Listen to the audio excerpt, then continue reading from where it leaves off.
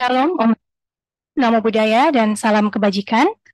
Perkenalkan, saya Grace Windy Violin Sitorus yang akan bertindak selaku moderator pada kuliah umum kali ini yang mengangkat tema implikasi hukum Surat Edaran Mahkamah Agung nomor 2 tahun 2023 tentang petunjuk bagi hakim dalam mengadili perkara permohonan pencatatan perkawinan antar umat yang berbeda agama dan kepercayaan. Adapun latar belakang diangkatnya topik kali ini yaitu berdasarkan pro kontra yang terjadi beberapa bulan terakhir, di mana pengadilan negeri berkait perkawinan beda agama yang kemudian membuat beberapa keriuhan di tengah-tengah masyarakat. Selanjutnya, pada tanggal 17 Juni 2023, Mahkamah Agung mengeluarkan surat edaran yang berisi tentang petunjuk bagi hakim dalam mengadili perkara permohonan pencatatan perkawinan antar umat yang berbeda agama dan kepercayaan, yang kemudian hal ini menjadi menarik untuk kita diskusikan. Sebelum kita mempersilahkan kedua pemateri kita yang sangat luar biasa untuk memulai kuliah umum kali ini, saya terlebih dahulu izin untuk membacakan CV dari beliau. Yang pertama yaitu Adapun biodata dari Ibu Dr. Marfaida Sahid SH MHum NSI, beliau menjabat sebagai dosen Fakultas Hukum Unhas sejak tahun 1986 sampai dengan saat ini, menyelesaikan pendidikan S1 pada Fakultas Hukum Unhas, jurusan Hukum Keperdataan, dan menamatkan studinya pada tahun 1985, menyelesaikan program S2 pasca sarjana Unhas dan tamat pada tahun 1999,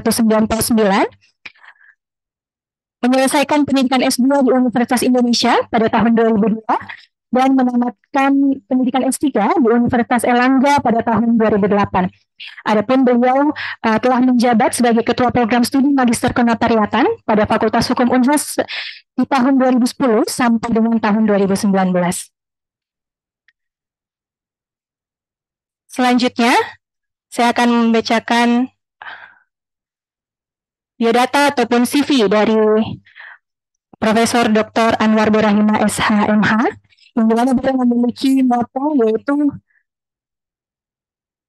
katakan cinta dengan kritik.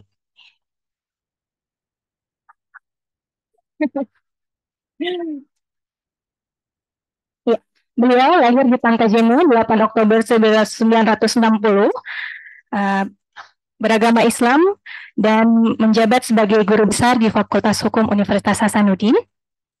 Adapun riwayat pendidikan beliau yaitu menamatkan strata 1 pada Universitas Hasanuddin, bagian Hukum Keperdataan pada 1985, menamatkan strata 2 di Universitas Gajah Mada Yogyakarta pada program studi ilmu hukum pada tahun 1994, dan menamatkan strata S3 pada Universitas Erlangga Surabaya pada program studi ilmu hukum bidang keahlian hukum perdata dan hukum bisnis pada Juni 2002.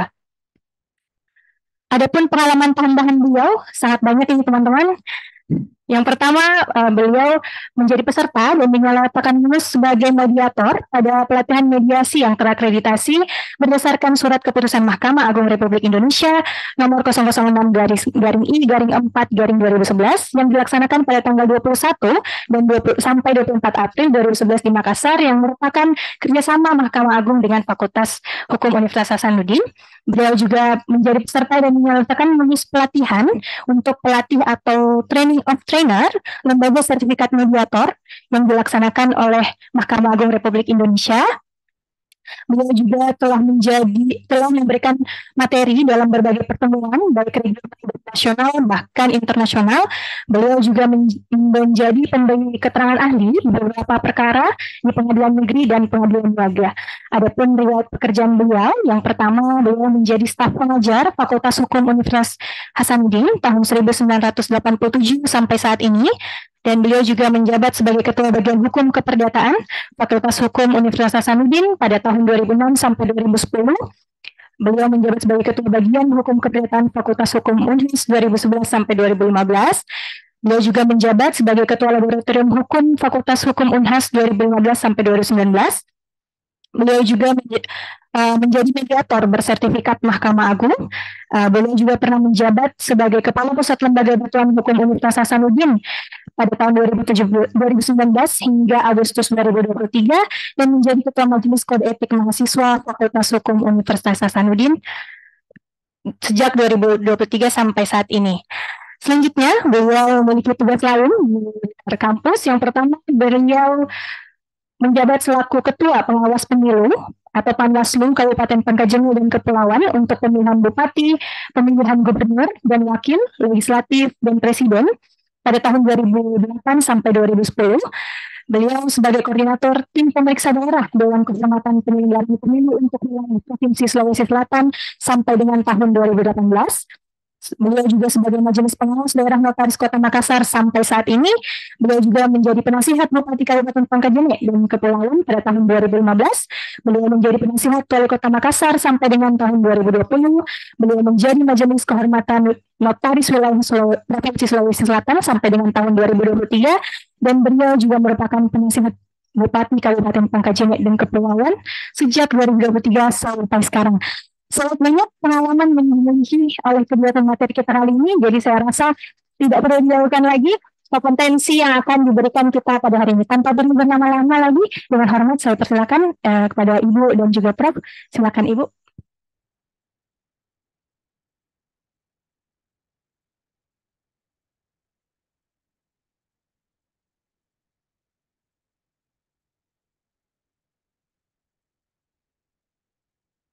Biasanya kalau ada berdiri,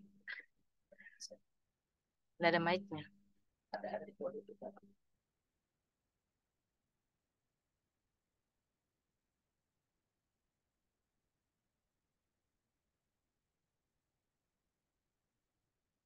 Ya, baik. Bismillahirrahmanirrahim. Assalamualaikum warahmatullahi wabarakatuh. Baik, makasih.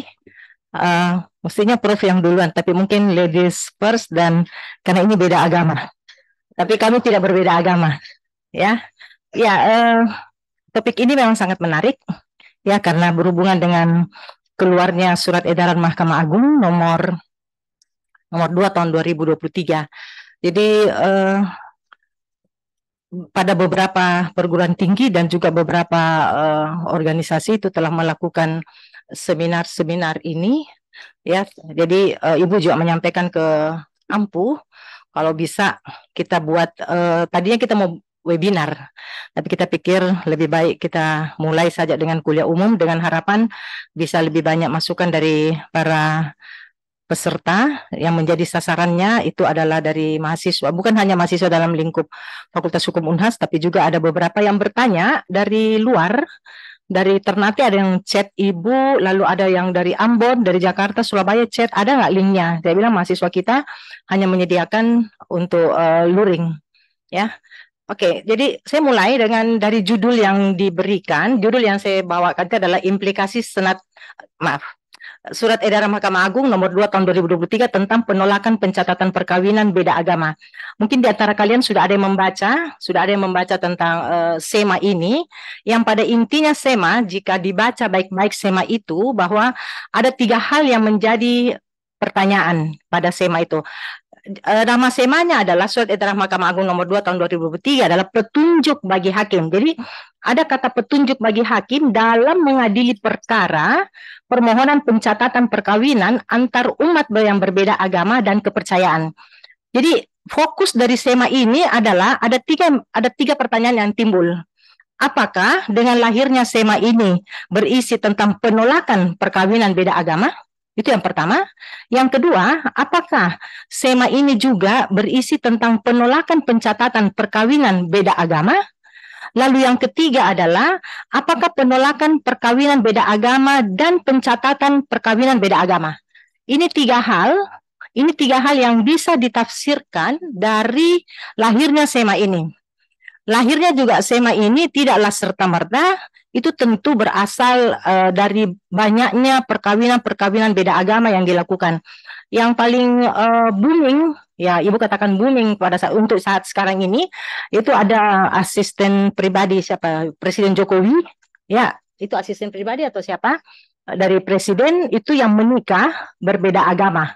Ya, jadi selain dari itu juga ada yang menikah pagi, menikah pagi dengan agama A, menikah sore dengan agama B. Jadi itu yang booming sekarang. Yang mungkin boomingnya ini berita ini mungkin juga karena sekarang tidak ada batas lagi manakala ada informasi yang diberikan. Kalau dulu barangkali belum, kita harus mencari. Tapi sekarang begitu ada yang unik-unik atau yang aneh, yang apa saja itu langsung di-share dan itu menjadi menarik perhatian. Nah, tiga ini yang menjadi fokus pada surat edaran Mahkamah Agung ini. Mengapa ini ada? Yaitu mungkin karena kalau kita bicara dari undang-undang perkawinan kita, sebelum sampai ke sana tentang beda agama, kalau kita fokus itu tentu yang menjadi pokok landasan yuridisnya adalah undang-undang perkawinan, PP 9 tahun 75 tentang perkawinan, Undang-Undang Administrasi Kependudukan, lalu Peraturan Menteri Dalam Negeri tentang pedoman pencatatan perkawinan dan pelaporan akta yang diterbitkan oleh negara lain. Ini sudah, jadi dengan adanya landasan yuridis ini sudah menunjukkan bahwa kemungkinan barangkali memang sudah dari awal undang-undang itu sudah barangkali sudah dikatakan membolehkan ada perkawinan beda agama. Yang berikutnya adalah Peraturan Menteri Agama tentang pencatatan perkawinan. Lalu berikutnya adalah Undang-Undang Nomor 22 tahun 46 yang telah diubah dengan Undang-Undang Nomor 32 tahun 54 tentang penetapan berlakunya tentang pencatatan nikah, talak, dan rujuk. Dan yang paling terakhir adalah Fatwa MUI Majelis Ulama Indonesia yang berisi tentang bahwa perkawinan beda agama itu adalah haram. Ini Fatwa MUI mengatakan, bukan hanya Fatwa MUI saja, bukan dari agama Islam, tetapi dari berbagai agama mengatakan bahwa perkawinan yang beda agama itu tidak dibenarkan dalam agama mereka. Beberapa putusan pengadilan, nah inilah yang menjadi landasan yuridis dan juga menjadi topik perbincangan karena antara satu, jadi pada tingkat pengadilan negeri, pengadilan tinggi, tingkat mahkamah kasasi, dan juga pada mahkamah konstitusi, itu memandang berbeda-beda tentang perkawinan beda agama. Yang pertama, putusan Mahkamah Agung ini yang menjadi landasan yuridis yang pertama tentang lahirnya dibolehkannya perkawinan beda agama. Tahun nomor 1400 kasasi ini pada tingkat kasasi. Pada tingkat kasasi putusan ini si Foni Parendrengi kalau saya tidak salah ingat, Foni Parendrengi itu berjuang mulai dari PN. Di PN itu dia kalah, ditolak. Di PT demikian. Lalu pada tingkat kasasi dia dibolehkan dimenangkan dan dibolehkan untuk kawin beda agama. Ini Foni Parendrengi. Inilah yang peletak pertama lahirnya jurisprudensi yang berhubungan dengan beda agama. Yang kedua, penetapan pengadilan dari Jakarta Selatan. Ini yang berhubungan dengan mudah-mudahan kalian masih ingat kasusnya Jamal Mirdad. Ya, itu Jamal Mirdad itu juga menikah beda agama. Ya, lalu tapi berbedanya sebenarnya kalau dari segi agama Islam, Jamal Mirdad Muslim, lalu pasangannya itu non-Muslim. Tapi dalam agama Islam kan boleh kawin kalau misalnya laki-lakinya Muslim, lalu perempuannya Muslim, tentu ahlul kitab. Ya, pada saat itu Jamal Mirdad minta wejangan dari BP 4, lalu berusaha semaksimal mungkin, lalu akhirnya dia menikah beda agama dibolehkan. Jadi ada permohonan penetapannya dari Pengadilan Negeri Jakarta Selatan. Yang ketiga penetapan pengadilan dari Kabupaten Semarang, ini juga karena berbeda agama. Dan yang paling terakhir ini satu yang saya dapat mengenai penetapan Pengadilan Negeri Surabaya, ini yang terbaru tahun 2022. Nah, isi dari semua penetapan ini putusan, jadi ada 3 penetapan, 1 putusan membolehkan perkawinan beda agama. Ya, jadi ini membolehkan perkawinan beda agama.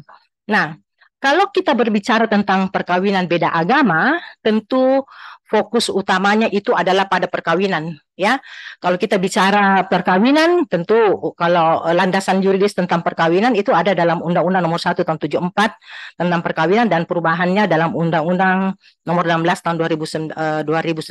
Sekalipun misalnya perubahan undang-undang itu hanya mengatur 1 pasal saja yang berhubungan dengan usia, tetapi ya tetap kita harus menyebut kedua pasal tersebut, kedua aturan tersebut. Nah, dikatakan di dalam Undang-Undang Perkawinan bahwa perkawinan adalah ikatan lahir batin antara seorang pria dengan seorang wanita sebagai suami istri dengan tujuan membentuk keluarga yang bahagia kekal berdasarkan ketuhanan yang Maha Esa. Ini jadi berarti ada laki-laki dengan perempuan yang menikah. Ya, tentu kalau laki-laki dengan laki-laki bukan perkawinan namanya, atau perempuan dengan perempuan bukan perkawinan namanya. Nanti Prof. Anwar yang bisa komentari tentang itu. Ya. Lalu berikutnya, nah di dalam perkawinan dari definisi itu ada tujuan yang ingin dicapai. Tujuan yang ingin dicapai adalah untuk membentuk keluarga. Artinya apa? Undang-undang perkawinan menghendaki bahwa perkawinan itu haruslah berlangsung seumur hidup. Ya, perceraian hanyalah merupakan alternatif dari rumah tangga tersebut. Nah, terlepas dari itu, kalau dilihat dari berapa waktu yang saya diberikan? Ya, kalau kita lihat undang-undang perkawinan, kita hanya 67 pasal. Hanya sederhana, bukan sederhana, tapi sangat sedikit. Dan tujuan dibentuknya undang-undang perkawinan itu adalah unifikasi. Unifikasi karena banyaknya peraturan tentang perkawinan yang tersebar di luar, sehingga dibentuklah disusunlah undang-undang perkawinan yang itu juga sangat alot di dalam penyusunannya karena ada berapa kali tertunda dan sebagainya.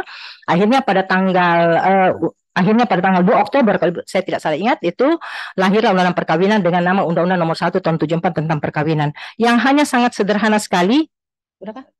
1 Januari tahun 74, itu sangat sedikit sekali, hanya 67 pasal. 67 pasal. Dibandingkan dengan tentang perkawinan yang diatur di dalam KUH Perdata itu cukup banyak. Kalau kita baca KUH Perdata kita, ya, yang masih menjadi pedoman sekarang, itu cukup dimulai dari pasal 26, mulai dari pasal 26 dalam KUH Perdata sampai dengan 289 KUH Perdata itu mengatur tentang perkawinan. Sangat banyak pasal mengatur tentang perkawinan, lalu diramu, diperas itu di dalam undang-undang perkawinan kita yang hanya terdiri dari 69 pasal. Nah, apa yang diatur dalam undang-undang perkawinan itu diharapkan adanya unifikasi.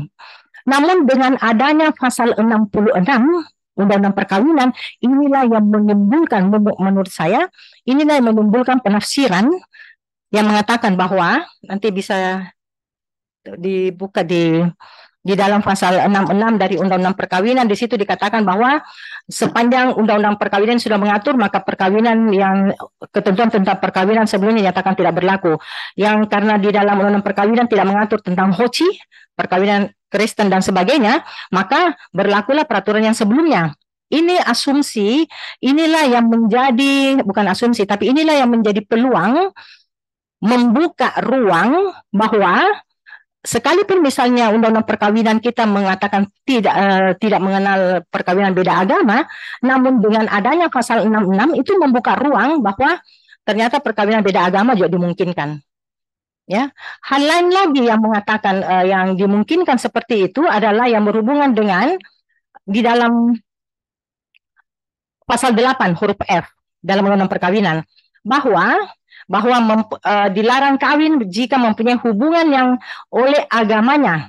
Jadi dia dilarang mengadakan perkawinan jika oleh agamanya tidak boleh ada perkawinan. Itu dalam Undang-Undang Perkawinan pasal 8 huruf F. Dan peraturan lainnya yang berlaku. Jadi peraturan-peraturan lainnya, kalau misalnya kita bicara tentang peraturan-peraturan lainnya, tentu kita lihat peraturan apa saja yang berhubungan dengan masalah perkawinan. Kalau misalnya Undang-Undang Perkawinan sudah tegas mengatakan tidak boleh ada perkawinan. Kalau itu dan itu dilarang. Ya. Nah, hal lain lagi yang membuka peluang terjadinya perkawinan, ditafsirkan bahwa itu dimungkinkan terjadinya perkawinan beda agama yang ada dalam pasal 56 Undang-Undang Perkawinan. Pasal 56 itu mengatakan bahwa perkawinan yang dilakukan di luar Indonesia antara dua orang warga negara Indonesia dengan warga negara asing, jadi WNI dengan WNA, adalah sah bila mana dilakukan menurut hukum yang berlaku di negara di mana perkawinan dilangsungkan dan bagi warga negara Indonesia tidak melanggar ketentuan-ketentuan undang-undang ini. Inilah yang ditafsirkan bahwa dimungkinkan perkawinan beda agama karena dilangsungkan di luar negeri. Padahal sebenarnya kalau kita telisik pasal ini sebenarnya bukan itu maksudnya. Karena ada di situ dikatakan bahwa dilakukan oleh WNI dan WNA itu adalah sah bila mana hukum negara yang berlaku. Jadi kalau misalnya hukum negara berlaku di mana mereka mau menikah. Jadi kalau misalnya dia WNI lalu kawin dengan WNA, mereka mau menikah di luar negeri. Kalau WNI ikut asas nasionalitas. Jadi kalau misalnya seorang WNI mau menikah di luar negeri, dia harus asas nasionalitasnya ikut, syarat materialnya ikut. Jadi yang materialnya yang berhubungan dengan yang mau menikah itu ikut. Kalau misalnya di negara itu mengatakan bahwa kalau misalnya di Amerika ada orang mau menikah, misalnya di Amerika dikatakan bahwa oh ini boleh perkawinan beda agama, oke secara formal. Tapi kalau subjek yang mau menikah itu dari Indonesia, bahwa usianya harus segini, bahwa tidak boleh ada kawin lebih dari 4 dan sebagainya, itu mengikut di mana perkawinan itu dilangsungkan. Bukanlah berarti bahwa kita bebas menikah di luar negeri, tidak seperti itu. Nah inilah yang ditafsirkan keliru oleh subjek hukum atau masyarakat manakala dia akan menikah di yang berbeda agama. Ayat 2 dari pasal ini, dalam waktu 1 tahun setelah suami istri itu kembali ke wilayah Indonesia, surat bukti perkawinan mereka harus didaftar di kantor pencatatan perkawinan tempat tinggal mereka. Ini. Nah, ini isi pasal 56 ini mengadopsi pasal 83 dalam KUH Perdata. Jadi isi pasal 56 ini mengadopsi apa yang telah diatur dalam KUH Perdata, itu yang terdapat dalam pasal 83. Hampir sama kalimatnya ini. Ya, jadi berarti apa? Nah, sekarang kalau kita berbicara tentang KUH Perdata itu tidak mengenal perkawinan beda agama. Sama sekali. Bahkan dalam pasal 26 dikatakan bahwa perkawinan hanya hubungan keperdataan saja. Hubungan perdata, tidak ada lahir batin, tidak ada sama sekali. Ya, jadi itulah yang membedakan sehingga sehingga ada yang menafsirkannya bahwa itu dimungkinkan perkawinan beda agama. Jadi seakan-akan bahwa pasal-pasal yang diatur di dalam undang-undang perkawinan itu sendiri tidak konsisten atau terjadi inkonsistensi. Berhubungan dengan pasal 2 bahwa itu perkawinan harus tercatat, sah dan tercatat, ya. Jadi tidak boleh ada perkawinan manakala itu tidak sesuai agama dan kepercayaannya. Lalu ayat 2-nya bahwa perkawinan harus dicatat. Hal lain lagi yang tadi Bu Sya sampaikan bahwa ketentuan penutup dari pasal 66 ini juga membuka peluang terjadinya penafsiran bahwa di dalam undang-undang perkawinan dimungkinkan adanya perkawinan beda agama. Nah, yang paling mendukung bahwa perkawinan beda agama boleh dalam undang-undang administrasi kependudukan. Ini paling mendukung sekali. Karena selain yang diatur dalam pasal 34, perkawinan yang sah menurut peraturan perundang-undangan wajib dilaporkan oleh penduduk kepada instansi pelaksana di mana di tempat terjadinya perkawinan paling lambat 60. Itu 60, undang-undang admin duk bilang 60. Sementara undang-undang perkawinan katakan 1 tahun. Sudah ada tumpang tindih, inkonsisten antara dua peraturan yang sama. Yang lebih parahnya lagi di dalam pasal 35 Undang-Undang Admin Duk dikatakan pencatatan perkawinan sebagaimana dimaksud dalam pasal 34 berlaku pula bagi perkawinan yang ditetapkan oleh pengadilan.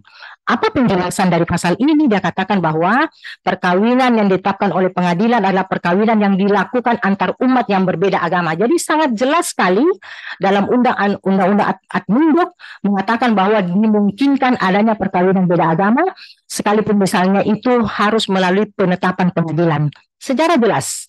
Sementara undang-undang perkawinan sendiri itu tidak membenarkan. Sebagaimana di dalam pasal 2 ayat 1. Itu. Jadi tumpang tindih antara dua peraturan ini yang menimbulkan pemahaman yang berbeda atau penafsiran sehingga timbul dikatakan bahwa Indonesia menganut perkawinan beda agama. Dimungkinkan perkawinan beda agama. Kenapa? Undang-undang administrasi kependudukan itu berlaku internal di negara kita.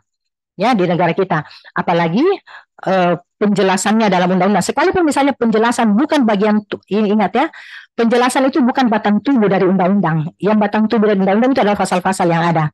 Tetapi untuk memberikan pemahaman atau penjelasan dari pasal 35 itu, kita mengaculah ke situ bahwa karena memang dalam praktek Ibu coba hubungkan dengan perkawinan yang ditetapkan oleh pengadilan yang tadi dalam angka 4 dan ada 4 tadi yang dari Mahkamah Agung lalu penetapan, semua itu semua itu perkawinannya dicatat. Jadi berarti perkawinan yang ditolak pencatatannya di Dukcapil lalu mendapat penetapan dari pengadilan dimungkinkan untuk dicatat di Dukcapil. Nah, inilah yang diakomodir dalam Undang-Undang Admin.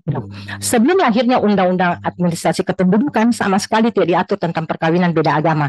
Jadi orang bisa bebas mau menikah, ya bebas menikah, itu belum terikat oleh akad nunduk. Nah, 5 menit lagi. Dalam perkawinan beda agama ini ada Islam. Jadi di Indonesia Islam, Kristen Protestan, Kristen Katolik, Hindu, Buddha, Konghucu. Ada enam agama aliran kepercayaan dan semua itu jadi Ibu coba mengambil dari putusan Mahkamah Konstitusi nomor 69. Dari di situ ada pendapat putusan Mahkamah Konstitusi ini yang menolak perkawinan beda agama dan itu berlandaskan pada beberapa pendapat dari para agama. Lalu berikutnya ini ada yang menarik 1A. 3 hal yang sedikit lagi, 3 cara yang dapat ditempuh oleh pasangan yang beda agama jika akan melangsungkan perkawinan. Perkawinan dilaksanakan berdasarkan otoritas agama, dilaksanakan sesuai dengan agama masing-masing, atau dilaksanakan dengan penundukan hukum. Ini yang paling banyak terjadi, mereka tunduk pada salah satu agama untuk kepentingan administrasi saja. Ya, itu. Lalu yang kedua, perkawinan dilaksanakan dengan meminta penetapan pengadilan. Ini yang banyak sekali sekarang terjadi, penetapan pengadilan. Dan yang ketiga, perkawinan yang dilaksanakan di luar negeri. Nah, khusus untuk perkawinan di luar negeri itu mengacu kepada pasal 56 Undang-Undang Perkawinan. Yang tadi saya telah sampaikan bahwa dasarnya di situ, ya. Kenapa dia mau? Karena Undang-Undang Perkawinan melarang, lalu di dalam pasal 56 dilihat ada ruang, maka dilakukanlah, mereka menikahlah di luar negeri.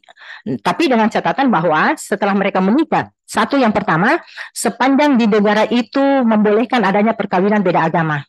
Kedua, tidaklah karena dibolehkannya mereka menikah di luar negeri lalu meninggalkan asas nasionalitasnya, tidak, tetapi tetap ikut pada subjek yang akan menikah. Nah, setelah mereka kembali ke Indonesia, maka mereka mencatatkan perkawinannya. Nah, yang menjadi masalah adalah SEMA ini. Implikasi dan dampak hukumnya dalam hukum keluarga. Bagaimanakah kedudukan SEMA ini dalam hierarki perundang-undangan? Ya, kita harus lihat kembali kepada hierarki perundangan. Di manakah kedudukan SEMA sebenarnya? Kalau kita bicara kedudukan SEMA, SEMA itu berlaku internal. Ya, SEMA itu berlaku internal. Kalau Anda baca nanti surat edaran Mahkamah Agung ini ditujukan kepada pengadilan negeri, pengadilan tinggi dan sebagainya, itu berlaku internal. Ya, nah, yang berikutnya lagi, manakala ini diterapkan, diikuti oleh para hakim di dalam lingkup yudikatif, maka itu akan menjadi suatu jurisprudensi.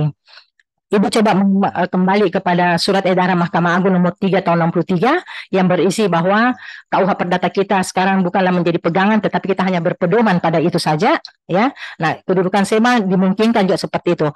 Namun apa yang terjadi jika SEMA ini berlaku efektif nanti untuk sementara ini karena kita belum bisa ukur karena dia baru berlaku Juli kemarin, nanti baru kita ukur barangkali mungkin 1 semester barangkali ke depan kita bisa ukur apakah SEMA ini berlaku efektif atau tidak.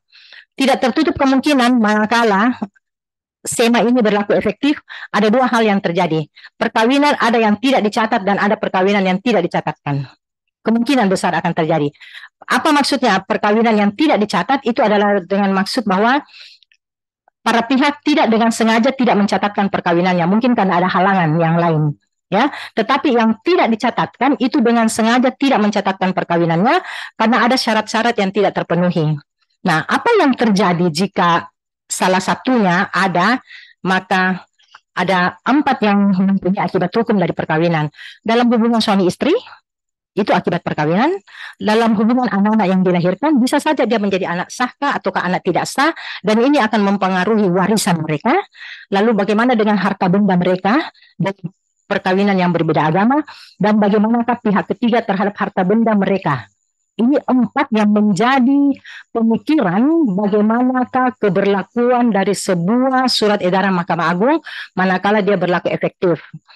Kesimpulan paling terakhir, untuk atau agar supaya beda agama betul-betul berlaku efektif dengan berlakukannya surat edaran Mahkamah Agung, paling pertama amandemen Undang-Undang Administrasi Kependudukan. Karena dari situ masuk bahwa jelas sekali dalam pasal 35 bahwa berdasarkan pengadilan, perkawinan itu bisa catat dan ditujukan kepada perkawinan beda agama.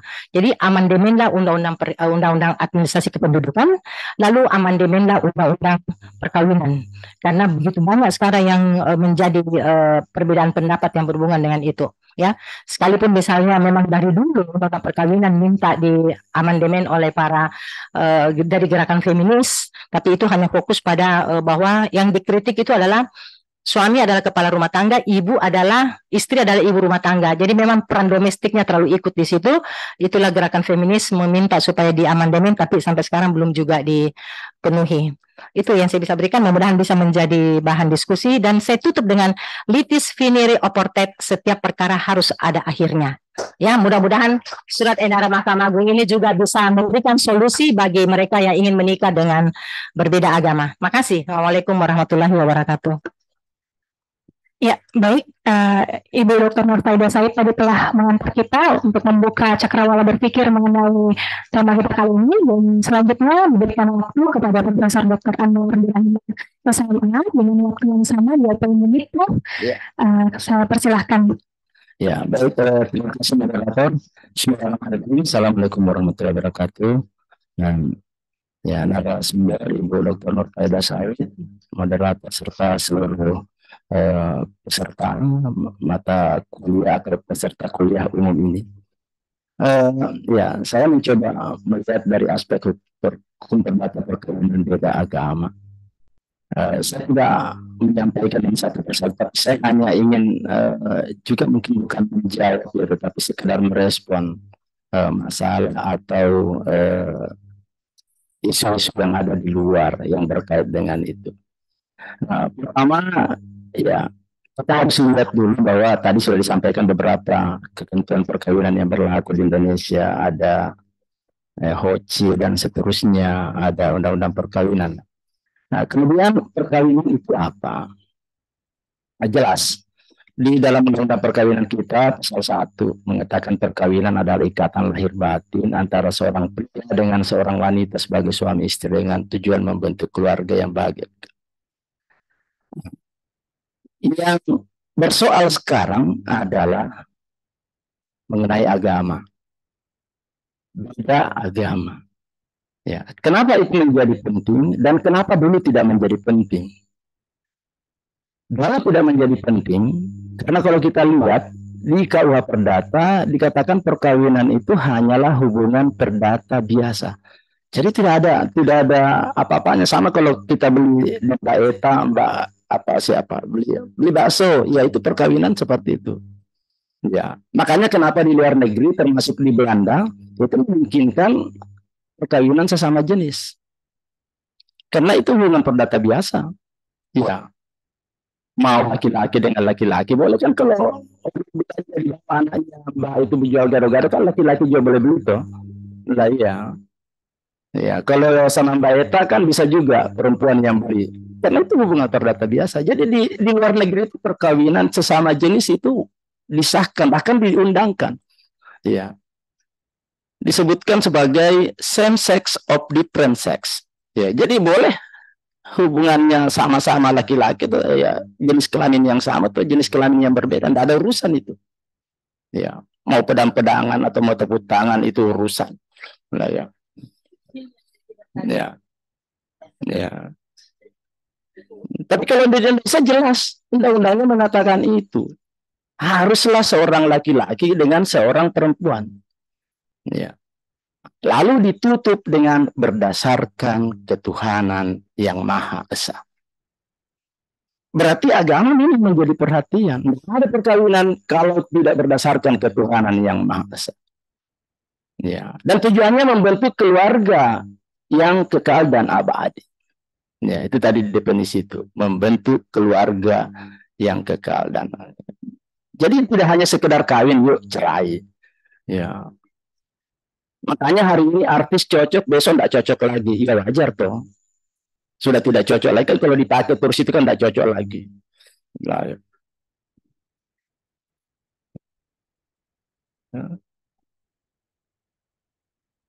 ini tidak seperti itu. Coba di tujuan di definisi perkawinan kita. Membentuk keluarga bahagia, kekal. kekal. Jadi bukan main-main. Makanya kalau ada orang yang berkawin, walaupun itu diperkenankan di dalam undang-undang tentang perjanjian kawin, saya tidak setuju itu. Yang pertama dulu hartanya, cerai besok dia. Belum menikah sudah mau bercerai. Lebih cerai memang. Nah, ya. Kenapa mesti harus dipersoalkan itu? Apalagi kalau laki-laki yang mau mengatur itu, kalau perempuan biar dikasih semua. Ya. Kalau saya tidak ada urusan, karena memang hak bagi saya, karena saya penganut paham itu, bahwa harta laki-laki, penghasilan laki-laki adalah juga penghasilan istri, tapi penghasilan istri hanyalah penghasilan istri. Ya, jadi nggak, ya, memang begitu. Walaupun undang perkawinan kita mengatur bahwa tanpa melihat siapa yang memperoleh. Tapi bagi saya, ya penganut paham itu dalam agama saya mengatakan itu. Ya, kita cari uang kan untuk istri kita. Ya, jadi kalau dia nyari uang untuk, ya itu membantu kita. Ya, karena bebannya kita 8, dia sudah bantu kita 6, ya alhamdulillah. Ya, lebih banyak bebannya dia kan. Ya, jadi wajar itu. Jadi bagi saya itu istri saya berhak untuk melihat dompet saya dan isinya. Saya hanya berhak untuk melihat dompetnya, tidak isinya. Ya. Dia kan haknya istri kok. Nah, ya. Jadi jujur saya selama beberapa puluh tahun kawin, 20 lebih tahun, ya 26 kawin, belum pernah saya melihat isi dompet istri saya. Yang saya lihat hanya dompetnya. Karena saya yang belikan. Ya. Itu masalahnya. Nah, lalu kita kembali. Ya. Jadi persoalan agama ini penting. Ya, karena ketika orang berbeda, wah itu pasti adalah. Ya, lalu dilanjutkanlah dengan keabsahan perkawinan. Perkawinan sah kalau dilakukan menurut hukum masing-masing agamanya. Ya, jadi masing-masing agamanya dan kepercayaannya itu. Ya, jadi sah perkawinan kalau dilakukan masing-masing agama. Jadi kalau orang yang berbeda agama 2 kali menikah seperti kata Bu Nani tadi, pagi menikah, sore menikah lagi, karena 2 agamanya. Satu agama Islam, satu agama lain atau sebaliknya, ya seperti itu. Jadi lalu yang mana, agama mana yang kita anut? Ini Tuhan juga bingung. Ya. Kau kawin apakah, agama apakah? Nah itu. Nah, kemudian kita lihat, ya di penjelasan, ya bahwa kalau kita lihat tidak ada perkawinan di luar hukum masing-masing agama. Ya, yang dimaksud dengan hukum masing-masing agama termasuk ketentuan yang berlaku bagi golongan agamanya, kepercayaan sepanjang tidak bertentangan dengan atau tidak. Nanti kita lihat bagaimana agama-agama memandang itu. Nah, pencatatan keabsahan perkawinan. Ya. Di pasal 2 ayat 2, tiap-tiap perkawinan dicatat menurut peraturan perundang-undangan yang berlaku. Ya, pertanyaan, apakah pencatatan itu sifatnya konstitutif atau hanya deklaratif? Ya.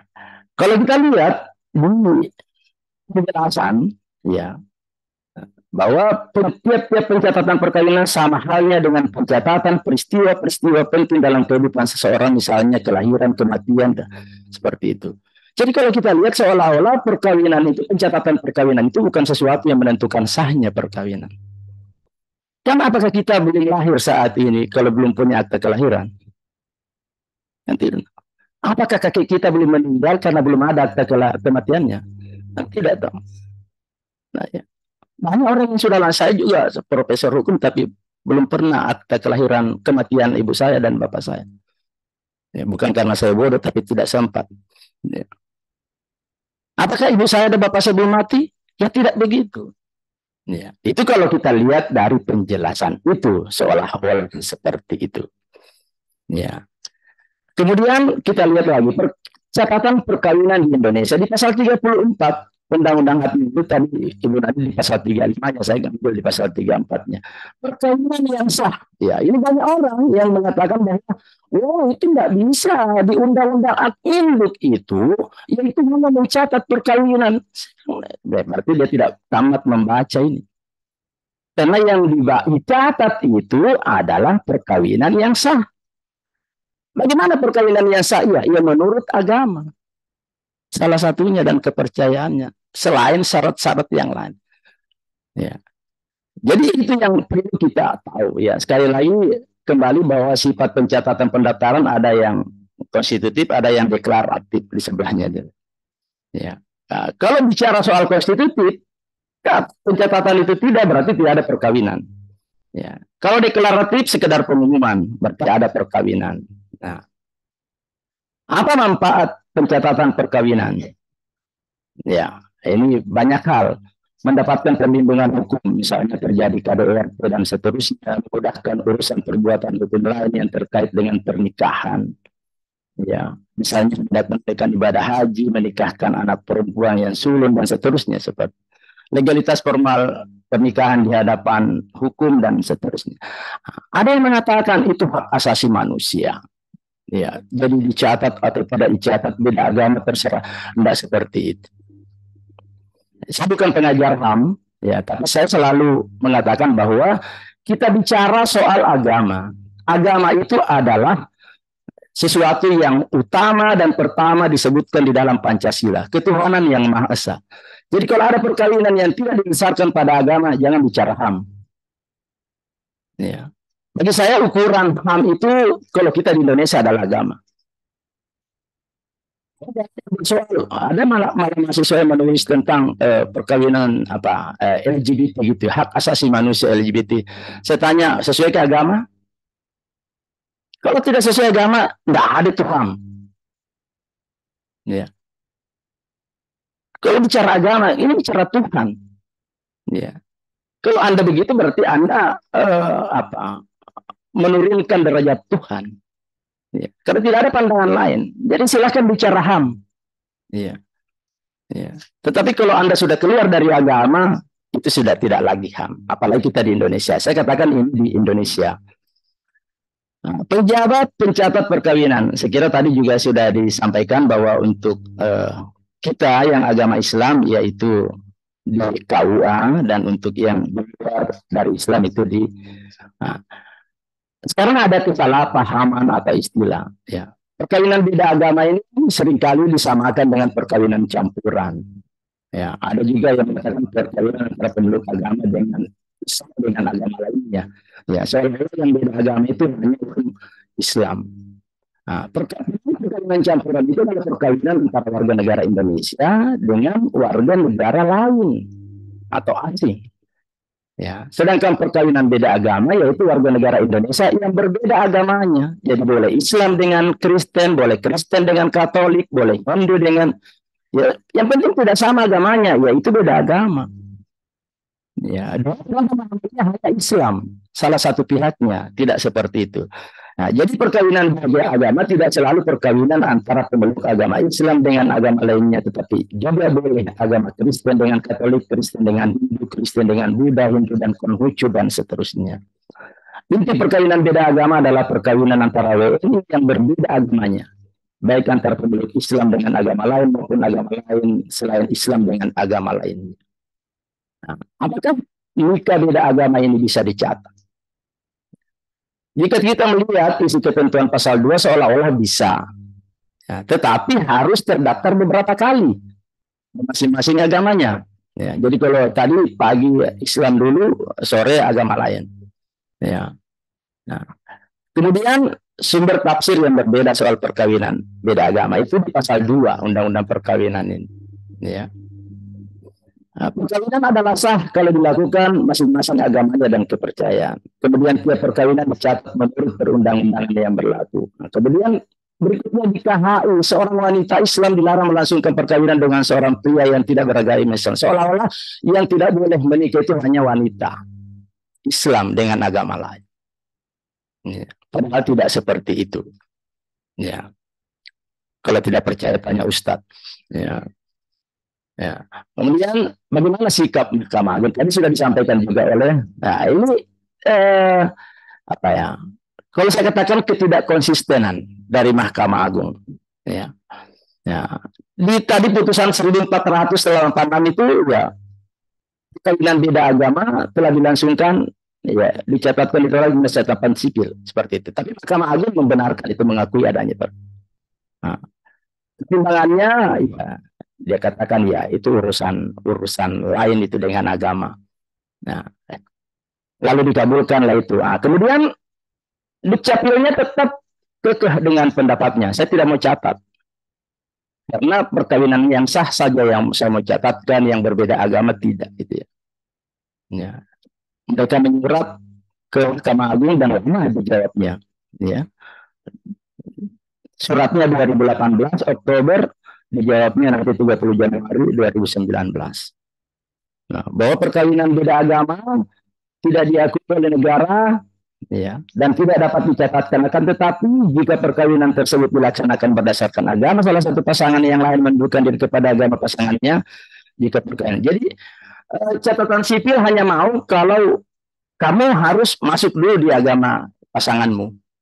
Ya, jadi menundukkan diri seperti itu. Jadi seolah-olah main-main kita. Ya, kalau kita Islam, ya, terus cinta sekali sama laki-lakinya yang agama lain, kita masuk dulu agamanya yang kita cinta. Setelah itu kita keluar lagi cinta Tuhan.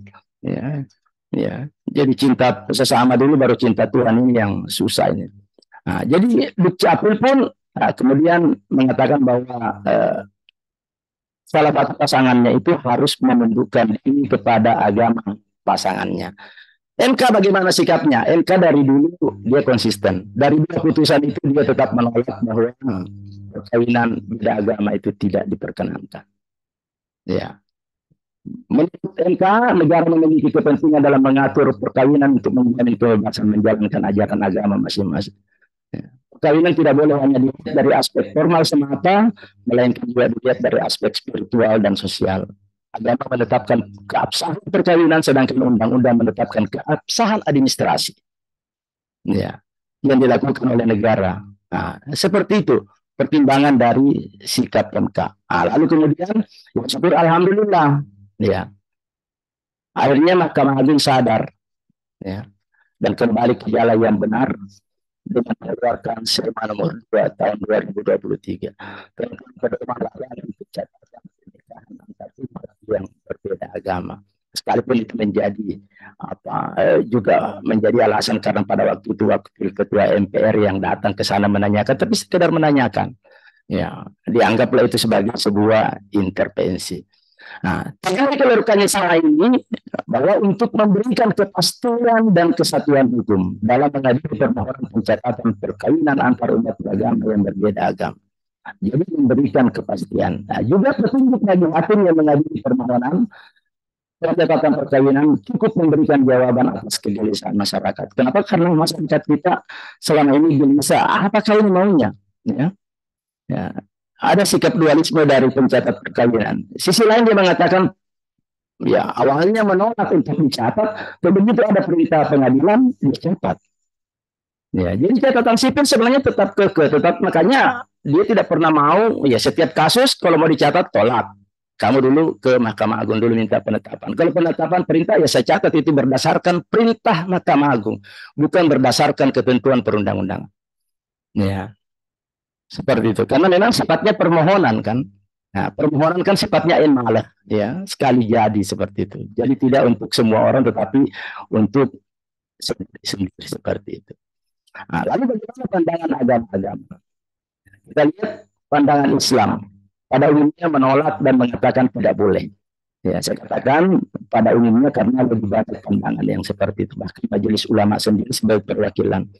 Ya, ada sebagian ulama bahwa seorang laki-laki muslim diperbolehkan menikah dengan wanita non-muslim namun harus beragama Nasrani dan Yahudi. Nah, sekarang apakah agama Kristen dan agama Katolik itu adalah agama Nasrani dan Yahudi? Ya, di luar agama itu diharamkan. Nah, sebagian yang berpendapat bahwa tidak lagi, ya, bahwa agama Nasrani dan agama Kristen dan Katolik yang sekarang ini tidak lagi sebagai yang dimaksudkan oleh Al-Quran yang seperti sehingga hukumnya haram. Nah, ternyata pemuka agama Kristen pun berpandangan begitu, ya, bahwa menurut Bible kata umat Israel pada Ezra dan Nehemia diharamkan menikahi orang yang bukan berasal dari sesama bangsa atau sukunya. Nah, sejarah ini yang sering dijadikan acuan oleh gereja untuk secepat mungkin menghindari pemberkatan nikah beda agama dilaksanakan di gereja. Ya, juga agama Katolik begitu, ya. Menurut agama Katolik, perkawinan adalah sebuah sakramen atau sesuatu yang kudus dan suci. Salah satu halangan tercapainya tujuan perkawinan adalah adanya perbedaan agama antara suami istri. Ini ada di kanon, ya. Walaupun ini kanonik, ya di 1086. Ya. Walaupun kalau kita lihat pandangan dari KWU dan Tabiat, ya, mengatakan pernikahan oleh agama merupakan sesuatu yang tidak boleh dicampuri oleh agama. Ini yang selalu saya katakan, ini pandangan sekularisme yang memisahkan antara agama dan negara. Kalau ini yang terjadi, rusak kita. Ya. Apalagi kita tidak boleh seperti itu karena kita memulai dengan ketuhanan yang Maha Esa. Artinya kita tidak boleh memisahkan diri dari agama.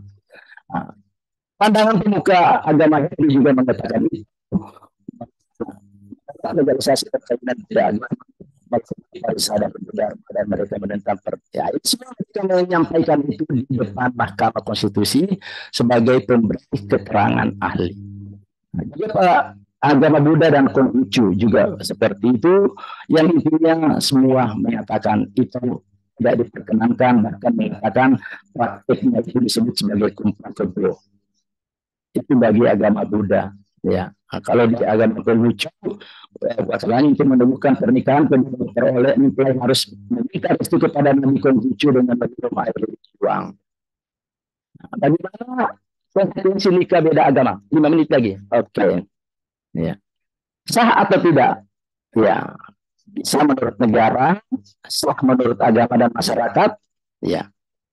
Dicatat atau tidak? Ya, kalau dia menurut agama, nah, kita lihat itu sah, ya, menurut negara adat sah, ya boleh dicatat.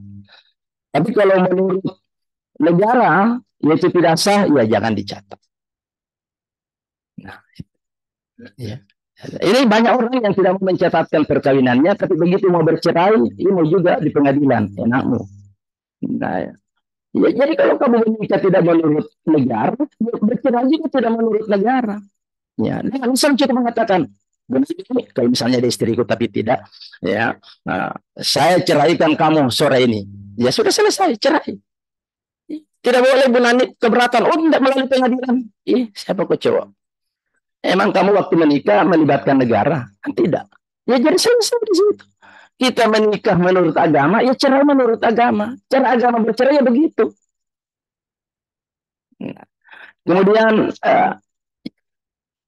akibat perkawinan ya terhadap suami istri, kemudian anak dan harta benda. Nah, saya masuk saja kepada yang terakhir. Saya memberikan lebih banyak persoalan status. Ya, ini juga yang banyak dikeluhkan. Bagaimana dengan anak-anaknya? Tidak ada urusan dengan anak-anak. Ya. Karena semua anak berdasarkan undang-undang admin berhak untuk dicatatkan kelahirannya. Jadi tidak ada hubungannya antara kawin dan anak. Persoalan pencatatan. Kau punya bapak, tidak punya bapak, ya, dia tetap dapat dicatatkan seperti itu kelahiranmu. Jadi bukan, tidak ada soal. Kita bicara perkawinan dan bicara anak. Ini yang loncat. Ya, tidak ada masalah. Mau bapakmu pohon, yang penting ada mamamu. Lah ya, karena bersoal kan kalau tiba-tiba lahir namanya Dato ini, tidak ada jatuh mungkin dari langit, anak burung.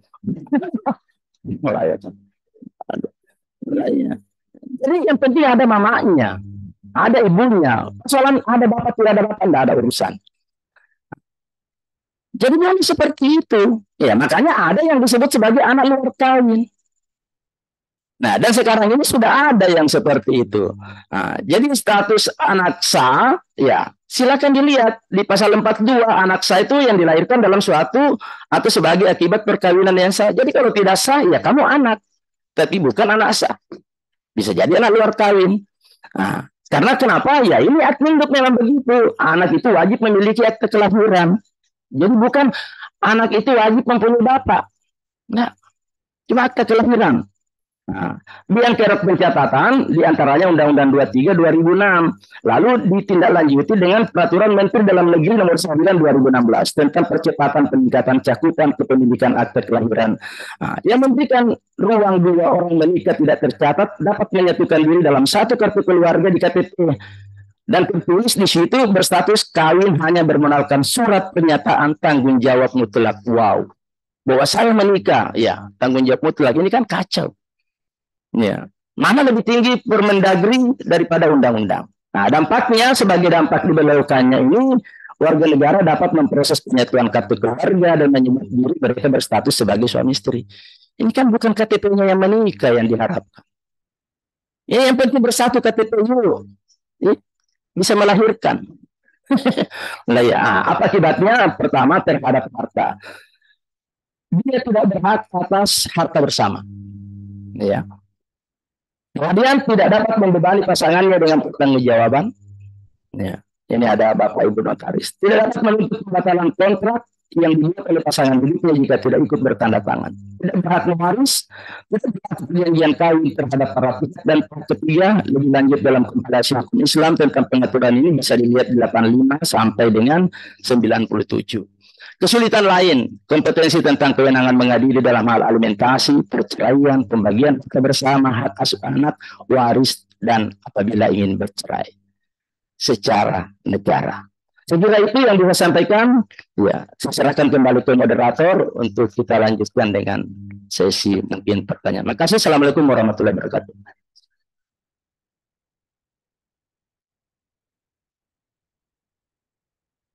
Ya, baik, itulah tadi penyampaian materi yang sangat padat dari kedua materi kita pada kali ini, dan kita akan membuka sesi tanya jawab selama 20 menit.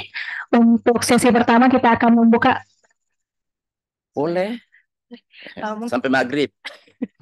Ya, mungkin untuk yang pertama, karena sepertinya sangat antusias, kita buka untuk 4 sesi pertanyaan. Jadi mungkin Prof bisa dua, Ibu bisa dua mungkin menjawabnya. Atau mungkin jika ingin secara spesifik dijawab oleh Prof atau Ibu, silahkan disebutkan. Ya, saya silahkan. Mungkin ada? Ya, di sana ada satu orang. Ada lagi?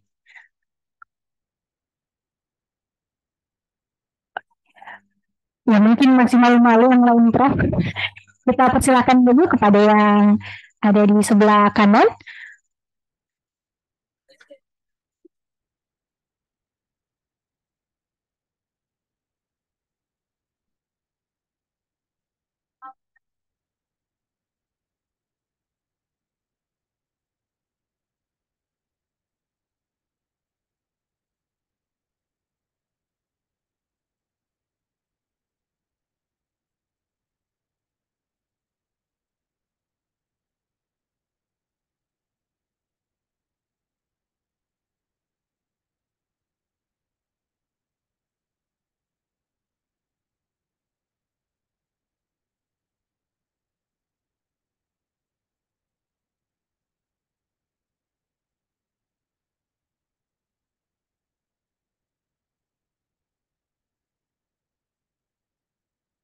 Iya, baik, dipersilakan jika ada yang ingin bertanya lagi. Saya sendiri, Prof, ini punya pertanyaan juga sebenarnya. Jadi pada saat melihat fenomena yang terjadi kemarin, Pengadilan Negeri mengeluarkan izin penetapan atas permohonan untuk berbeda agama. Pertanyaan saya, Prof, kan memang tidak berlaku asas proaktif, gitu, Prof. Tidak berlaku surut. Tetapi kira-kira apakah ini akan tetap memiliki implikasi terhadap putusan yang telah dikeluarkan, penetapan yang telah dilakukan tersebut, ataukah misalnya tetap dibiarkan seperti itu saja, atau seperti apa, Prof? Ibu, mohon pencerahannya, Ibu. Dan Prof, dari peserta mungkin masih ada?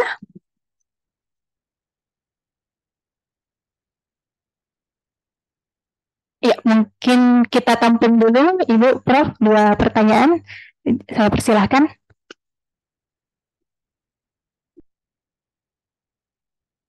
Ya, baik, makasih. Ya, jadi pasal 3, sekali lagi saya sampaikan bahwa pasal 35 inilah yang menjadi yang menjadi yang membuat juga masyarakat menjadi bingung. Apakah memang betul bahwa perkawinan beda agama tidak dibenarkan? Ya, jadi sementara di sisi yang lain dalam Undang-Undang Administrasi Kependudukan bahwa perkawinan itu dicatat. Jadi jika terjadi perkawinan beda agama maka diminta supaya ada penetapan pengadilan. Barulah berdasarkan penetapan pengadilan itu barulah Dukcapil akan mencatatnya. Jadi secara tidak langsung menunjukkan bahwa perkawinan beda agama itu dibolehkan. Sekalipun misalnya undang-undang perkawinan mengatakan harus sesuai dengan hukum dan agamanya masing-masing, ya baru dicatat, barulah terjadi perkawinan, baru dikatakan bahwa perkawinan itu ada. Tapi undang-undang perkawinan pun masih membuka peluang, sebagaimana yang tadi saya sampaikan pasal 56. Sekalipun misalnya pasal 56 itu nyata-nyata bahwa itu hanya diperuntukkan bahwa perkawinan di luar negeri, yang memang secara jelas dalam ayat 1-nya dikatakan hanya untuk WNI dan WNA, tapi itu lanjut dari pasal 2, tapi itulah banyak yang dimanfaatkan oleh yang menikah, yang mau menikah lalu berbeda agama dan masing-masing mempertahankan agamanya. Itu. Jadi mereka membuka pasal itu. Nah, didukung lagi dengan adanya Undang-Undang Administrasi Kependudukan yang lahir tahun 2006. Undang-Undang Perkawinan itu tahun 74. Undang-Undang Adminduk 2006. Diubah pun telah diamandemen, tetapi pasal 34 dan 35 tidak termasuk pasal yang diamandemen. Jadi berarti pasal 35 tetap ada, pasal 34 juga tetap ada. Jadi berarti perkawinan beda agama, ini pemahaman saya, pemahaman Ibu, berarti perkawinan beda agama itu dimungkinkan karena adanya pasal 35 itu. Makanya tadi Ibu tutup dengan kesimpulan bahwa jika memang betul-betul ini surat edaran Mahkamah Agung mau berlaku efektif dan menjadi suatu jurisprudensi diikuti oleh para hakim, maka amandemenlah undang-undang perkawinan itu. Dan ataukah kalau misalnya undang-undang perkawinan belum bisa diamandemen, undang-undang administrasi kependudukan saja diamandemen. Setidaknya hapuskan itu pasal 35. Karena itu membuka pintu masuk bagi mereka yang mau menikah berbeda agama. Itu pintu masuknya. Seperti itu. Itu yang saya bisa sampaikan. Mungkin akan berbeda pendapat mereka dengan Prof. Anwar atau silakan. Lanjut, Prof. Baik, saya lanjut. Ya. Melengkapi jawaban Ibu Dr. Nur Faedah Said. Bagaimana dengan pasal 35 ya di Undang-Undang Adminduk? Ya. Yang boleh melakukan tafsir dan mengikat itu hanya hakim. Ya, lalu tafsir itu sudah dilakukan. Dulu menyetujui perkawinan beda agama. Sekarang berbeda sikap. Tidak lagi menyetujui perkawinan beda agama. Makanya dia minta kepada hakim-hakimnya ya melalui SIMA itu supaya tidak mencatatkan. Ya, memang SIMA bukanlah ketentuan perundang-undangan. Ya, tetapi itu secara etika itu mengikat ke dalam. Artinya apa? Ya secara moral hakimnya mengikat dengan perintah bosnya. Kalau tidak mau mengikuti sama itu, ya tunggu Papua atau Kalimantan perbatasan. Dan itu penempatannya. Ya, jadi itu dia akan mengikuti. Dan ketika dia fokus, akan ada upaya lagi ke atas, ya sudah. Nanti malah karena sampai nanti kembali ya kembali. Nah. Dan ketika menjadi jurisprudensi, maka itulah sumber hukum. Jadi bukan semanya, karena kalau sema ya pasti bertentangan dengan ketentuan perundang-undangan atau tahu bahwa lex superior derogat legi inferior. Hukum yang atas ya mengalahkan hukum yang di bawah. Jadi bukan karena semanya kemudian itu tidak berlaku atau berlaku, tetapi karena jurisprudensinya. Nah, dengan jurisprudensi sebagai sumber hukum, lalu kemudian didukung lagi dengan asas hukum, res judicata pro veritatis habetur. Apa yang diputuskan oleh hakim itu dianggap benar sepanjang tidak diputuskan lain. Jadi yang menjadi sumbernya nanti ketika diputuskan oleh hakim. Yang pertama adalah jurisprudensi, yang kedua asas hukum. Seperti itu masalahnya. Nah, jadi kita lihat tidak akan mungkin. Di pasal 56 ya Undang-Undang Perkawinan di situ dikunci sepanjang tidak bertentangan dengan ketentuan perundang-undangan di Indonesia. Ketentuan perundang-undangan di Indonesia melarang agama. Jadi kalau Anda keluar, ya walaupun kita selalu mengatakan bahwa itu mengakui kedaulatan negara lain, tetapi Anda juga harus mengikuti kedaulatan negara kita. Kalau mau dihormati, hormat juga. Jadi kalau Anda tidak hormat, ngapain saya hormat? Ya, itu masalahnya. Jadi kalau Anda lari keluar menikah percuma, karena kembali tidak dicatat juga. Ya. Kalau Anda ke negara tempat menikah, ya sah di sana. Akibat perkawinannya ada di sana. Ya. Tetapi di sini tidak membawa akibat. Ya. Ya, seperti itu. Nah, kemudian tadi ada pertanyaan dari moderator. Bagaimana dengan perkawinan yang sudah beda agama yang sudah terlanjur dicatat? Ya. Sifat putusan MK itu adalah ex non, bukan ekstron. Jadi dia berlakunya ke depan. Ya, tidak berlaku ke belakang. Jadi apa yang sudah sah itu tidak bisa lagi dibatalkan. Ya, dan lain orang. Ya, siapa suruh kau terlambat menikah beda agama? Kan itu masalahnya ya. Jadi seperti itu jawabannya. Makasih. Assalamualaikum warahmatullahi wabarakatuh. Ya. Ya, Ibu, apakah menambahkan Bu cukup? Oh ya, ya, ya, ada dua penanya di belakang. Oh, ada tiga. Baik, mungkin pada Ibu terlebih dahulu kita persilahkan.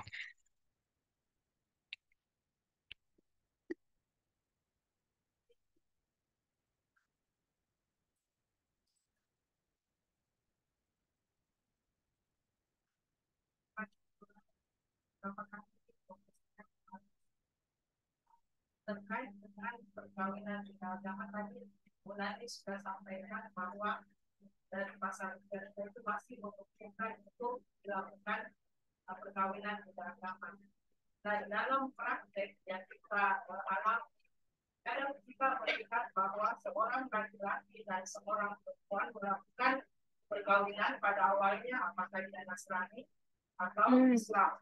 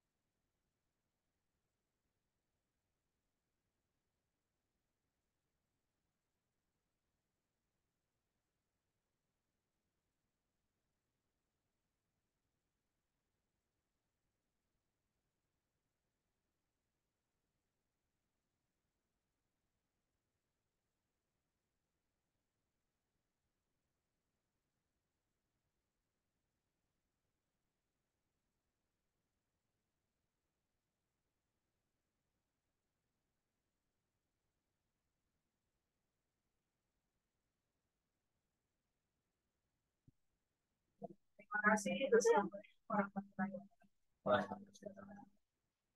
Ya. Ya, baik. Mau dikumpul dulu. Ya. Baik, yang di belakang tadi ada yang cewek dan ada yang cowok tadi. Silahkan mungkin secara bergantian.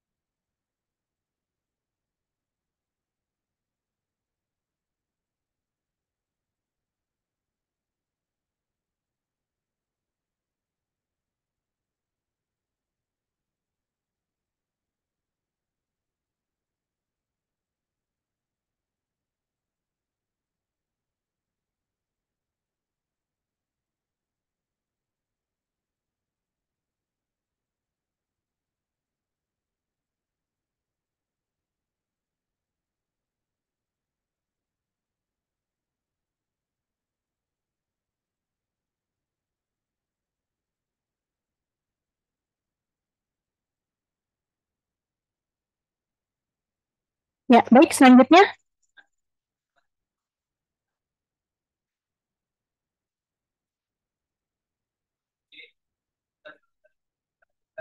Yang jadi pertanyaan saya, apakah jika persamaan beda agama telah terlanjur terjadi, apakah untuk perbuatan seperti pembuatan perjanjian berdasarkan SEMA 69 tahun 2015 tentang pembuatan perjanjian perkawinan setelah terjadi perkawinan, apakah bisa dibuatkan perjanjian kawin untuk perkawinan? Ya, keputusan MK ya Ibu ya.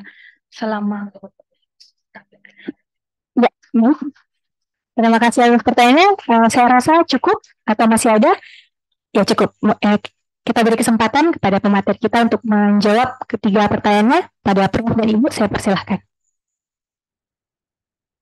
Saya mulai dari yang ketiga dulu. Jadi pada dasarnya perjanjian kawin itu tidak mengenal agama. Siapapun boleh membuatnya. Itu pertama. Yang kedua, berdasarkan putusan Mahkamah Konstitusi, mereka yang dalam masa perkawinan itu boleh membuat perjanjian kawin. Boleh membuat perjanjian. Hanya pesan, mungkin ini pendapat Ibu. Jika ada terjadi perkawinan beda agama, sebaiknya mereka buat perjanjian pisah harta. Sebaiknya. Yang nanti berhubungan mungkin dengan pertanyaan Ibu. Karena apa? Kalau mereka tidak pisah harta, lalu di dalam perkawinannya ada yang seperti yang langsung menjawab pertanyaan Ibu, ada yang Muslim, ada yang non-Muslim, lalu bagaimana nanti tentang pewarisan, lebih baik pisah harta saja. Kalau itu pendapat Ibu. Karena dengan adanya pisah harta, itu pasti setidaknya menghindari atau meminimalisir terjadinya sengketa di antara mereka yang berhubungan dengan masalah harta. Nah, bagaimana dengan hak waris? Nah, sekarang kalau misalnya terjadi, saya selesaikan dulu. Jadi berdasarkan putusan Mahkamah Konstitusi, dalam sepanjang perkawinan itu boleh membuat perjanjian kawin. Hanya saja dalam praktek itu masih banyak, bukan masih banyak, tapi ada beberapa notaris yang tidak mau membuat perjanjian kawin setelah terjadinya dalam masa perkawinan. Karena apa? Karena ada yang paling krusial di situ yang berhubungan dengan harta. Sepanjang para pihak mereka, si suami ini mau memberikan keterangan atau menjelaskan tentang asal-usul dari hartanya lalu diinventarisasi, itu aman-aman saja. Tapi kalau misalnya tidak ada, ataukah kalau misalnya tidak bisa ditelusuri asal-usul harta, tapi ada klausul yang mengatakan bahwa apa yang tidak bisa dibuktikan di antara para pihak itu dianggap sebagai harta bersama, itu boleh. Ya, tapi hal lain lagi kalau misalnya mereka mau buat pisah harta, ya mereka inventarisasi hartanya. Lalu yang kedua, itu lebih baik pisah harta mereka supaya tidak saling menyalahkan, tidak saling mau mengakui hartanya, terlebih lagi jika ada anak-anak yang dilahirkan. Inilah dari perkawinan seperti ini ya aman-aman untuk perempuan, untuk pasangan suami istri. Ya karena cintanya maka dia mau menikah saja, ya. Dia mau menikah saya cinta. Padahal dia lupa bahwa tidak tertutup kemungkinan akan ada anak yang lahir dari perkawinan mereka, dan anak-anak lah yang akan akan menerima akibat dari perkawinan kedua orang tuanya yang sesungguhnya itu tidak dibolehkan, sekalipun misalnya Undang-Undang Administrasi Kependudukan membolehkan. Ya, jadi mau tunduk pada hukum apa dalam masalah pewarisan? Ya, apakah mau tunduk misalnya yang Islam, apakah mau tunduk pada hukum Islam lalu dibuatkan penetapan waris dari pengadilan agama, atau kamu tunduk pada KUH Perdata lalu pengadilan negeri yang menentukan? Biasanya, mudah-mudahan saya keliru, tapi seingat saya waktu kita kuliah S1 kemarin, jika ada benturan antara itu, ya, jika dalam satu keluarga ada muslim, ada non-muslim, lalu terjadi masalah warisan, maka mereka diminta dulu untuk menyepakati mereka mau menyelesaikan melalui apa. Karena tidak akan mungkin melalui pengadilan agama, karena Undang-Undang Peradilan Agama tidak menyelesaikan sengketa waris jika salah satunya itu adalah non-muslim.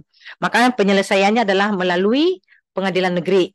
Nah, di dalam pengadilan negeri ada dua sistem hukum yang akan diselesaikan, satu berdasarkan hukum adat, satu berdasarkan hukum barat. Itu. Seperti itu yang bisa saya jelaskan. Masih ada lagi kah? Ibu Rasida masih ada kah? Tidak ada lagi. Mungkin nanti bisa Prof. Anwar yang lengkapi. Pertanyaan dari yang perempuan juga, ya. Ya, baik, dari Ibu Rasida tadi tentang berapa tadi? Ibu Asrida ya, Rasida. Pasal 35 tentang harta ya, administrasi kependudukan, lupa. Di pasal 35 itu jelas, ya. Di pasal 35 itu jelas sebenarnya mengatur bahwa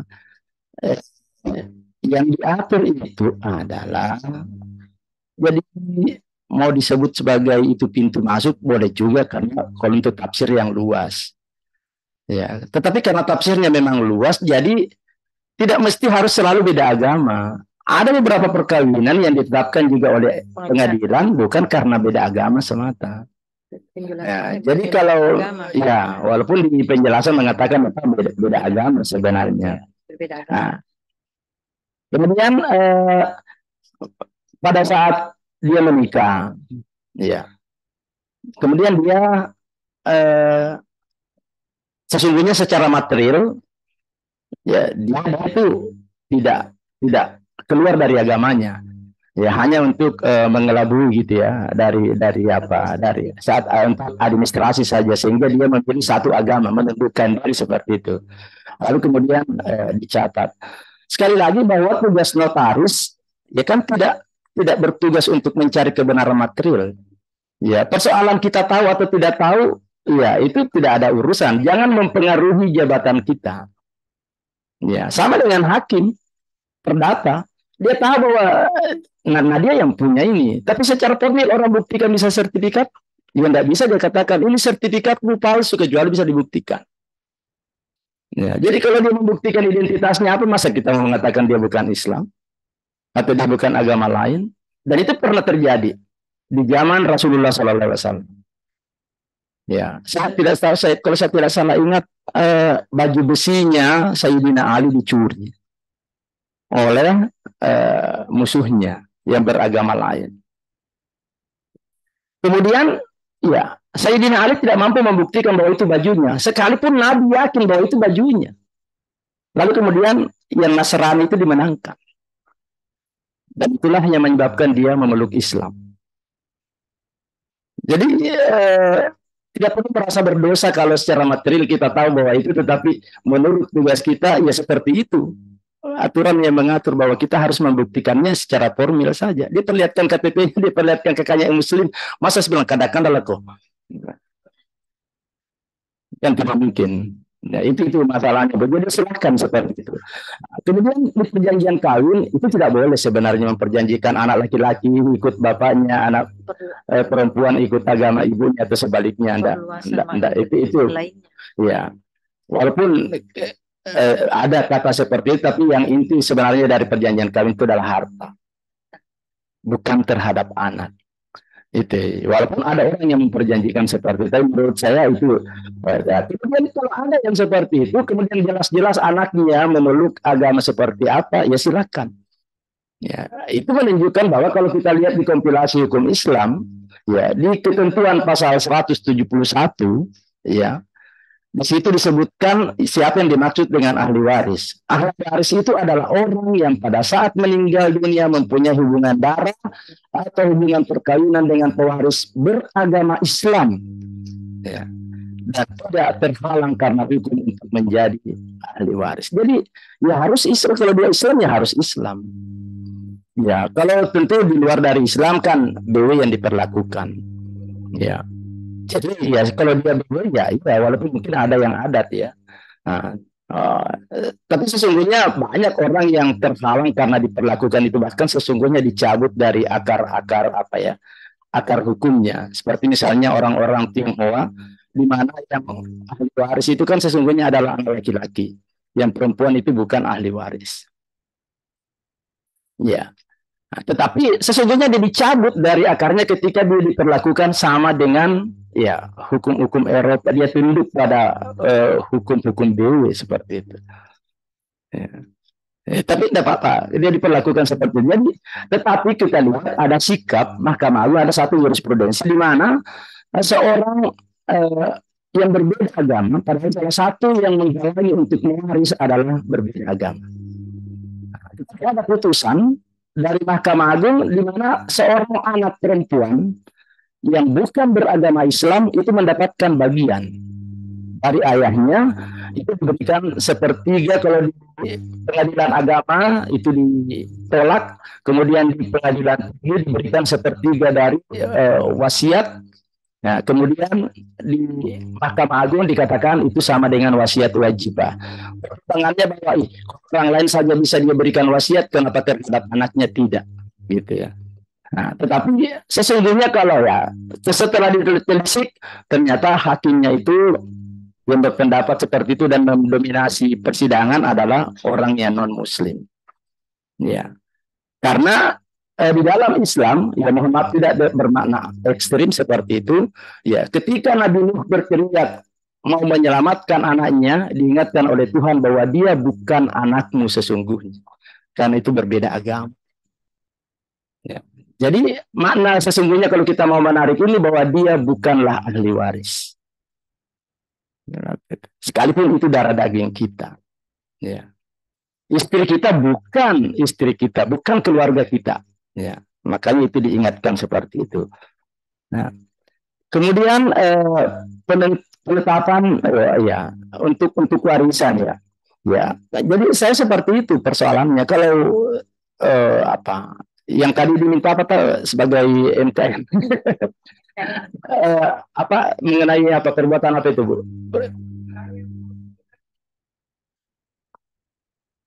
Ya, no, ya oke. Iya. Menjual. Ya.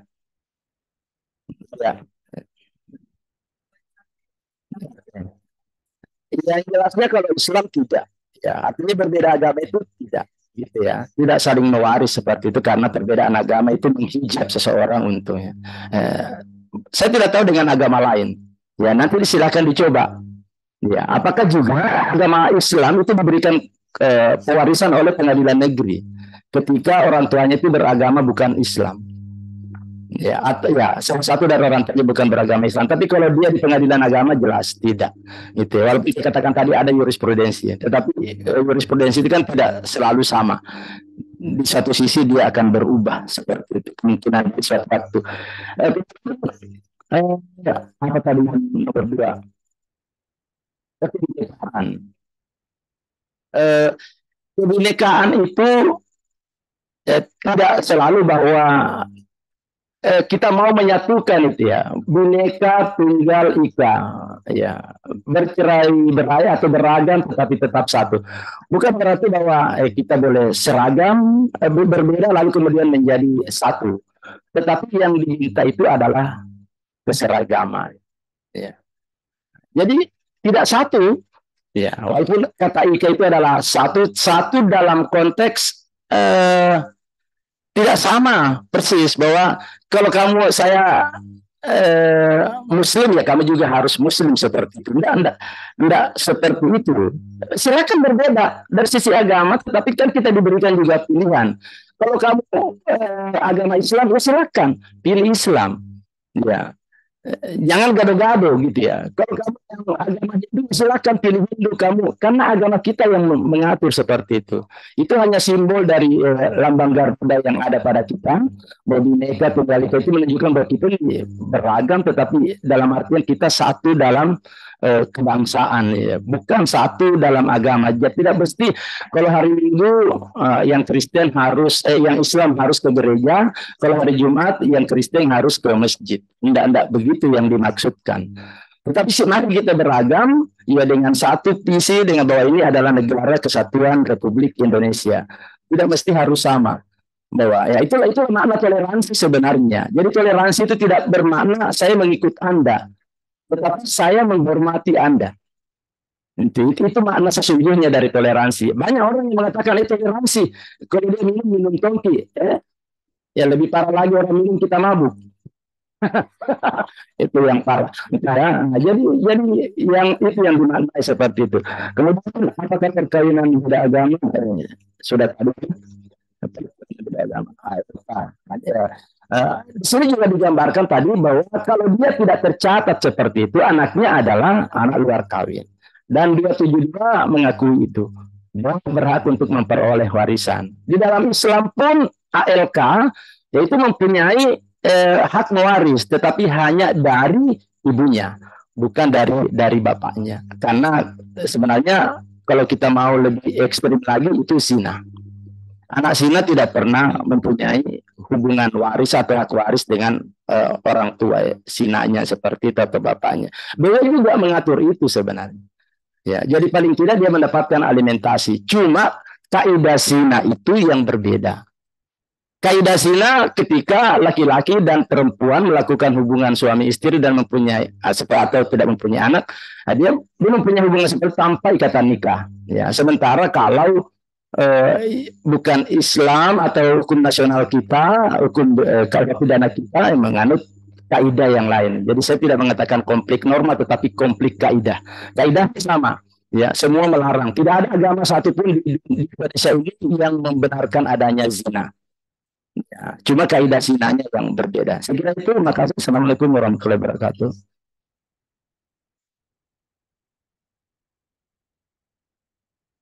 Ya, baik. Tidak terasa waktu. Memang kalau beliau-beliau yang mengajar, saya sendiri semenjak masuk Departemen Keperdataan selalu mengambil kelas-kelas beliau, dan kalau mengikuti kelasnya selalu, oh ternyata sudah habis waktunya, begitu ya.